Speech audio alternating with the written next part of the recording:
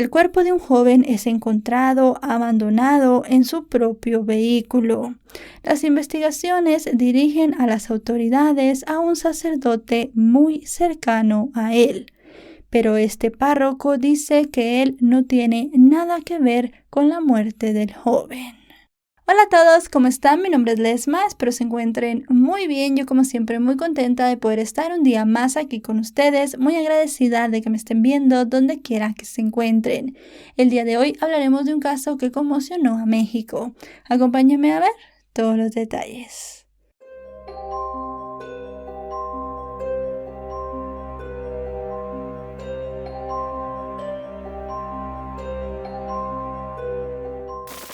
Hugo Leonardo Avendaño Chávez nació el 6 de noviembre de 1989 en la Ciudad de México. Cuando los hechos de los que hablaremos en este video se dieron, él tenía 29 años y recientemente se había graduado de una maestría en psicoterapia psicoanalítica en la Universidad Intercontinental, donde luego cursó otro posgrado.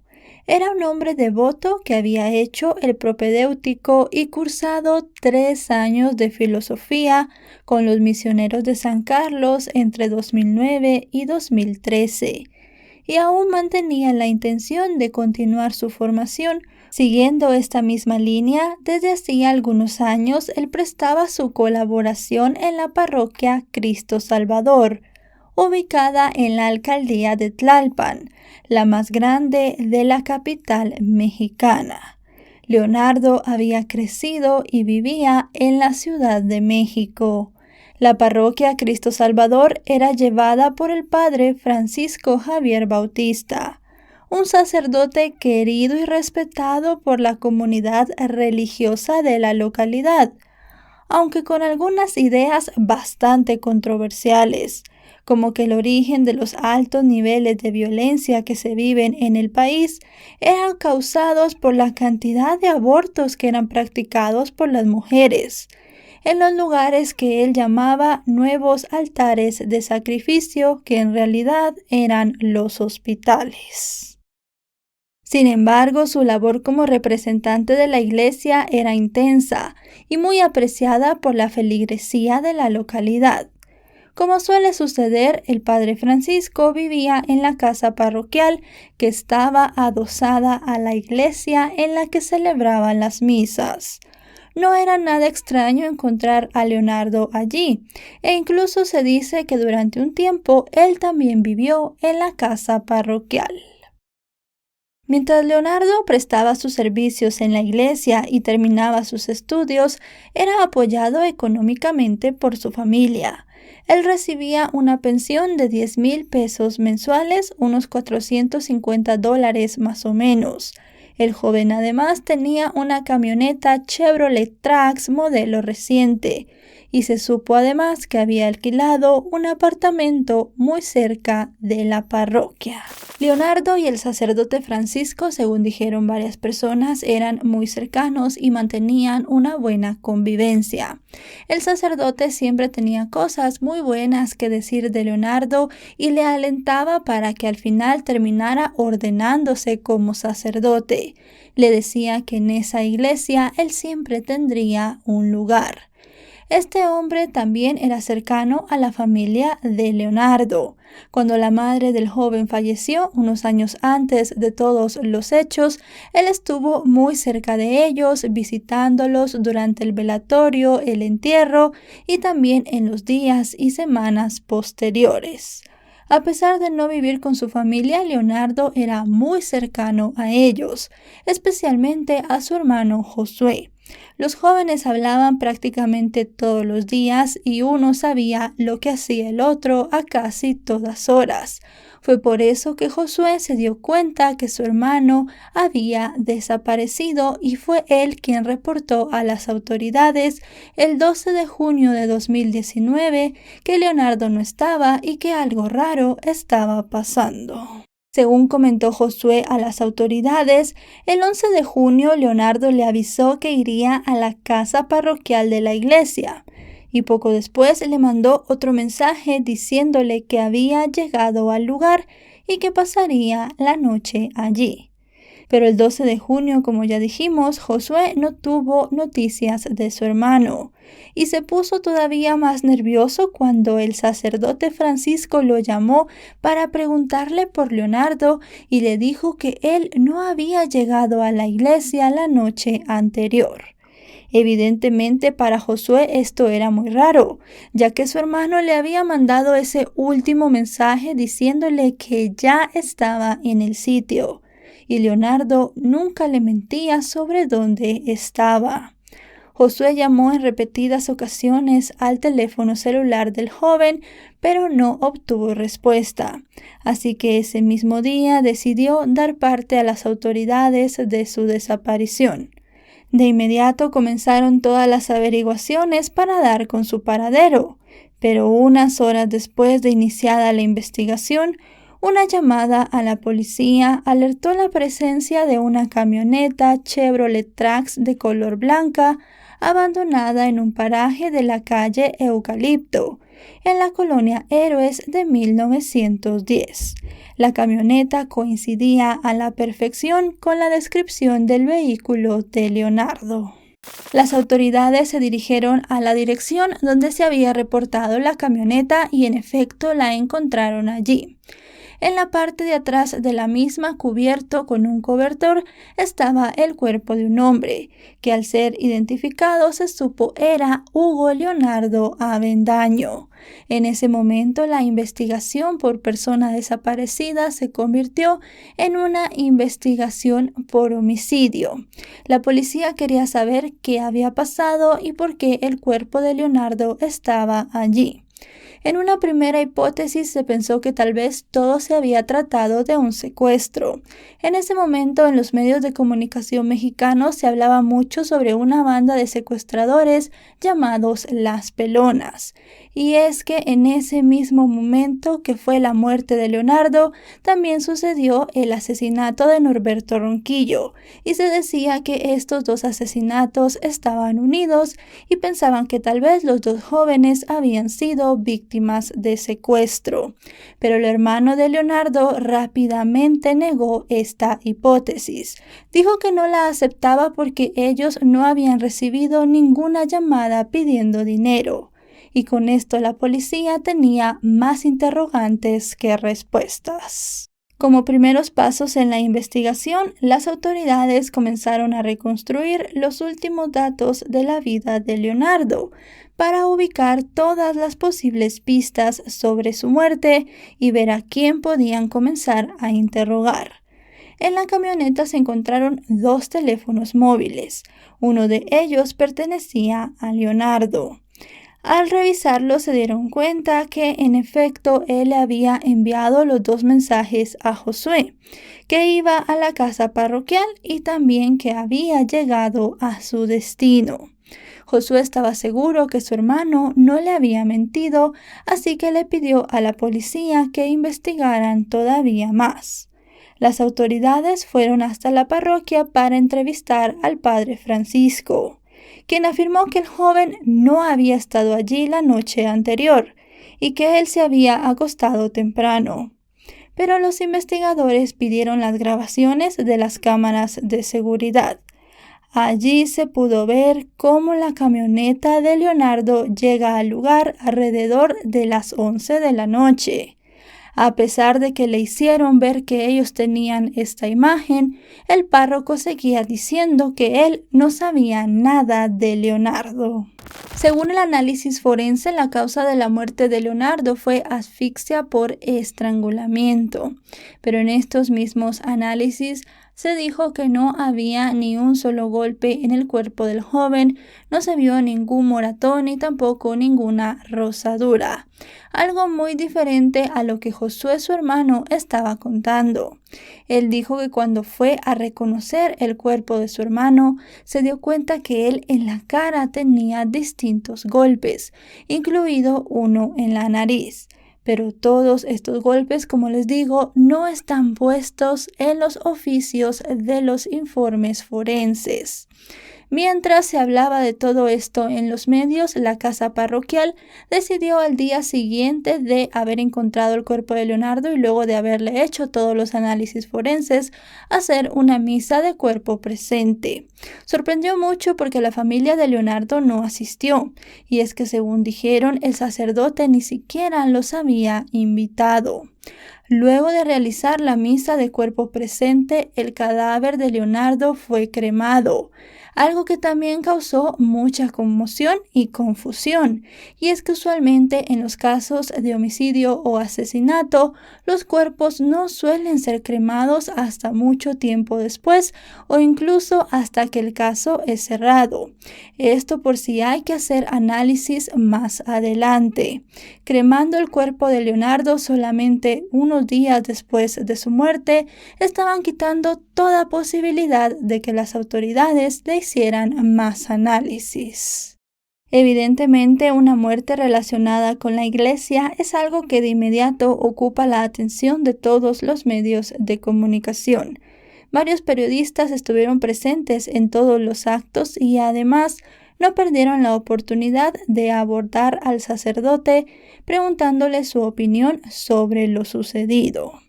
El reverendo en esta parte se mostró muy tranquilo. Pese a la cercanía que tenía con la víctima, no se veía que tenía alguna expresión de dolor, y habló en parábolas. Dijo que la justicia debía dar con el culpable del asesinato, pero que a los demás no les correspondía guardar resentimientos y todos debían perdonar. Unos días después de que la comunidad y los seres queridos se despidieran de Leonardo, la Procuradora General llamó a una rueda de prensa. En esta informó sobre todos los avances de la investigación. En ese momento la investigación se basaba en los 2 teléfonos celulares encontrados en la camioneta de Leonardo. Uno, como ya sabemos, era propiedad de la víctima, y el otro, según dijo ella en esa conferencia, le pertenecía al padre Francisco. Además, también se realizó un seguimiento del vehículo a través del sistema de cámaras de seguridad vial y del sistema GPS del mismo. De esta forma se supo que Leonardo sí llegó a la casa parroquial a las 11 de la noche con 4 minutos. Él entró y el vehículo permaneció en ese lugar hasta las 3:16 de la madrugada. Según la información que estaba manejando la Procuraduría en ese momento, Leonardo y el padre Francisco salieron de la casa parroquial rumbo a la carretera Picacho a Justo, donde las cámaras viales captaron el vehículo a las 3:26 de la madrugada. Se trasladaron a la colonia Héroes de 1910, a la cual llegaron a las 3:48. Las autoridades además informaron que a las 3:30 de esa madrugada surgió en escena un segundo vehículo, que se movilizó hacia el lugar donde fue encontrado el cuerpo de Leonardo. Este segundo vehículo llega al sitio y permanece allí 13 minutos. Luego se retira. Igualmente, las autoridades confirmaron que las señales de los teléfonos de Leonardo y del sacerdote siguieron la misma ruta señalada por las cámaras viales a la misma hora. Con estos descubrimientos, la Procuraduría solicitó una orden de aprehensión contra el padre Francisco Javier Bautista. Él fue detenido por funcionarios de la Procuraduría General de Justicia de México una semana después, el 19 de junio de 2019. Al ser arrestado, el sacerdote continuó sosteniendo que esa noche ni siquiera vio a Leonardo. Dijo que se había acostado temprano y que su teléfono estaba en poder de la víctima desde hacía varios días, porque lo había dejado olvidado en su vehículo. La noticia de la captura del sacerdote generó una gran conmoción en la comunidad religiosa, especialmente en los feligreses de la iglesia a la cual él le daba las misas. muchos lo seguían con un gran fervor y dijeron en varias declaraciones a los medios que estaban seguros que él no era capaz de realizar un crimen tan horrendo y que seguramente las autoridades lo habían arrestado simplemente para poder crear un culpable y cerrar el caso. Por su parte, la Arquidiócesis de México hizo un comunicado diciendo que esperaban que las autoridades fueran transparentes, que se diera la mejor investigación posible y que además se respetaran los derechos humanos de todos los involucrados en el caso. Otros sacerdotes fueron de manera más frontal a los medios de comunicación a defender con uñas y dientes al padre Francisco, diciendo que ellos estaban seguros que una persona que pertenecía a la iglesia no sería capaz de realizar un crimen como ese. Por su parte, la familia de Leonardo dijo que todos estaban muy tristes y además de eso muy conmocionados con la noticia. Este hombre era muy cercano a ellos y nunca pensaron que tenía intenciones de quitarle la vida a Leonardo. El 24 de junio de 2019, el sacerdote Francisco Bautista quedó legalmente imputado en el proceso y un tribunal le impuso una medida de prisión preventiva durante 3 meses, tiempo que se dio para que se concluyera la investigación. El sacerdote quedó detenido en el reclusorio preventivo Varonil Oriente y el juez de control afirmó que los peritajes llevados a cabo apuntaban a un crimen perpetrado por alguien de confianza, todo bajo la hipótesis de una traición. Mientras se daba todo esto, en las calles continuaban las protestas en apoyo al párroco. Se organizó una campaña a través de la plataforma Change.org bajo el título No más chivos expiatorios. Investigue apropiadamente el caso del joven Leonardo Avendaño. La petición cerró con 17.651 firmas de un total de 25.000 requeridas al inicio. En los meses siguientes de la investigación, llamó mucho la atención de los medios de comunicación la cantidad de viajes que realizaba la víctima a lugares como Beirut, Aspen, Milán y Miami. Ante esto, sus familiares respondieron que la mayoría de esos viajes eran realizados en familia y otra parte los había hecho gracias a las peregrinaciones organizadas por la iglesia. Adicional a todo esto, el hermano de Leonardo aseguraba, como ya les dije, que cuando fue a recoger el cuerpo, presentaba golpes en su rostro. Información que no está en la carpeta de investigación, en la cual se dijo que en la cara de Leonardo y en su cuerpo en general no había ninguna lesión. Incluso Josué llegó a decir que a su hermano le faltaban algunas piezas dentales. También se reportó otra información que estaba en la carpeta de investigación. Supuestamente en los dispositivos de Leonardo se encontraron fotos muy explícitas de relaciones de índole sexual entre la víctima y otros 3 sacerdotes, entre ellos el padre Francisco. También consta en la misma carpeta que aparentemente en el vehículo en el cual apareció el cadáver se encontraron restos de droga, concretamente cocaína. También en la carpeta se decía que varios entrevistados cercanos a Leonardo aseguraban que él tenía una relación sentimental con una mujer. Con todas estas pruebas asentadas en la carpeta de investigación, las autoridades estaban barajando 3 hipótesis en ese momento. La primera era que el sacerdote había asesinado a Leonardo porque lo quería chantajear con las fotos de carácter sexual que tenía con él. La segunda hipótesis era que el sacerdote se enteró que Leonardo estaba teniendo una relación con una mujer y debido a los celos terminó quitándole la vida. y una tercera hipótesis dice que todo se trató de un juego sexual que salió mal. Para sustentar esta hipótesis, la fiscalía entrevistó a varios hombres que dicen haber sido pareja sexual del sacerdote, y todos concordaron en que a él le gustaba mucho practicar este tipo de juegos. Pero el hermano de Leonardo seguía diciendo que había otra cosa detrás de la muerte del joven. Como ya les dije, él dijo en repetidas ocasiones que el cuerpo tenía golpes, especialmente en la cara. Lo lamentable de todo esto es que como el cuerpo había sido cremado, no se podían hacer más análisis. La familia no pudo pedir otros informes forenses. Además, las autoridades tampoco pudieron determinar bien la hora de la muerte, y no se sabía si Leonardo había sido asesinado en el vehículo, en la casa parroquial, de camino al lugar donde fue encontrado. Había muchas cosas en el aire que estaban dificultando mucho la investigación.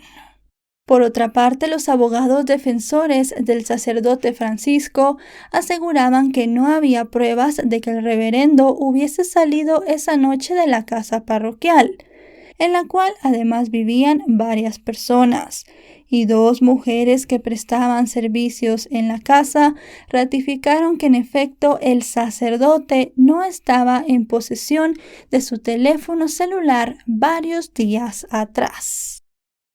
Varios clérigos que se pronunciaron apoyando al sacerdote llegaron a afirmar ante los medios que los investigadores que realizaron las pericias en la casa parroquial borraron imágenes de las cámaras de seguridad, en las que supuestamente se constataba que el acusado estuvo toda la noche allí. Tampoco en la investigación se supo qué había pasado con el segundo vehículo del cual se habló en la primera rueda de prensa. Supuestamente, según algunos sitios en internet, este se dirigió de regreso a la parroquia, por lo que se supuso que se había utilizado para sacar al sacerdote del sitio de los hechos y llevarlo de regreso a su casa. Con todas estas cosas por determinar, se dio una audiencia. Se fijó para diciembre de 2019 y se postergó para febrero de 2020, cuando tuvo que ser suspendida por la intromisión de los medios de comunicación. En esta audiencia se quería determinar si había indicios suficientes para pasar a juicio al sacerdote. Mientras se realizaba todo esto, trascendió en los medios de comunicación que la familia de Leonardo estaba dispuesta a llegar a un acuerdo con el sacerdote. Eso sí, él debía declararse culpable. Este acuerdo lo beneficiaría a él, ya que declarándose culpable le podrían dar hasta un máximo de 15 años de cárcel. Además, tendría que dar una cuantía económica como reparación a la familia. Pero el hombre rechazó este acuerdo y dijo que él era inocente, que no sabía qué había pasado con Leonardo y que él no había salido de la casa parroquial, cosas que ya en el pasado había repetido varias veces. Dijo que esperaría la decisión de las autoridades. Eso sí, rechazando este acuerdo, el sacerdote en ese momento se enfrentaba a una pena máxima de 50 años de cárcel. El juicio se atrasó mucho por la emergencia sanitaria mundial que estuvimos viviendo durante el año 2020. En junio de ese 2020, el sacerdote celebró desde la cárcel y a través de las redes sociales su 25 aniversario de ordenación sacerdotal. Finalmente, el juicio oral contra Francisco Javier Bautista se inició a principios de diciembre de 2020 y a inicios de abril de 2021 se le declaró culpable de la muerte de Hugo Leonardo Avendaño. Unos días después le dictaron su sentencia, 27 años de prisión. Fueron 3 elementos los que jugaron un papel primordial en la condena. El primero, la geolocalización del teléfono. El segundo, las imágenes de las cámaras de seguridad vial. Y el tercero, y que se dio a conocer en las audiencias, era que el sacerdote tenía en su poder las llaves del vehículo de Leonardo. Además de los 27 años de cárcel, el sacerdote debe pagar una reparación a los familiares de la víctima por 422,450 pesos mexicanos, más o menos unos 22 mil dólares. Ante esta derrota, los abogados del sacerdote afirmaron que apelarían la decisión, ya que hubo muchas irregularidades en la investigación. Una de ellas era el hecho de que no había huellas dactilares del sacerdote en el automóvil de Leonardo. Lo último que se sabe del sacerdote Francisco Bautista es que está con su labor de evangelización con los presos de la cárcel en los que se encuentra. Y bueno, chicos y chicas, hasta aquí el video de hoy. Como siempre decimos, un caso muy lamentable, pero hay algo de particular en este caso, diferente a muchos de los que hemos tratado aquí, y es que si bien es un caso cerrado, todavía se puede apelar, pero ya tenemos una condena, ya se habló de un culpable, es un caso que tiene todavía muchas incógnitas. No hay una cronología clara de lo que pasó y todavía el móvil son simples hipótesis. Tal vez los investigadores se tiran más a una que a otra, pero al final no se ha podido probar al 100% el móvil del asesinato. ¿Fue por celos? ¿Fue simplemente un juego sexual que salió mal? ¿O fue porque Leonardo quería chantajear a este sacerdote? Realmente hay todavía muchas preguntas en el aire. Él sigue diciendo que es inocente, que no salió de la casa parroquial. Pero si él no hubiera salido y no se hubiese subido a ese vehículo, ¿por qué tenía las llaves? ¿Y por qué estaba su teléfono en el automóvil de Leonardo? Realmente son muchas cosas que lo incriminan. Y el hecho de que Leonardo sí llegó a la casa parroquial, hay cámaras que lo captaron entrando al lugar. Así que bueno, la familia ya ha tenido un cierre. Veremos si los abogados presentan una apelación. Quién sabe si el caso se vuelve a abrir e incluso el sacerdote tiene varias posibilidades de poder ganar esta apelación porque, como ya les dije, hay muchas cosas en el aire. Si este video les ha parecido informativo, recuerden dejarle un me gusta, recuerden suscribirse si no lo están, porque actualizo varias veces por semana y si están suscritos les llegará una notificación cada vez que yo suba un video.